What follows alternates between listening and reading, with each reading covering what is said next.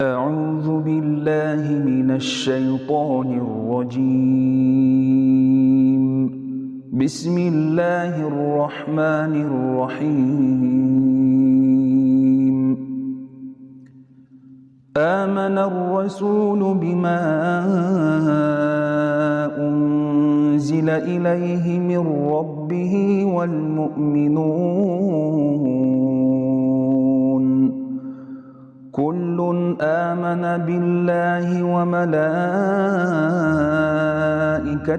وكتبه ورسله لا نفرق بين أحد من رسله وقالوا سمعنا وأطعنا غفرانك ربنا وإليك المصير.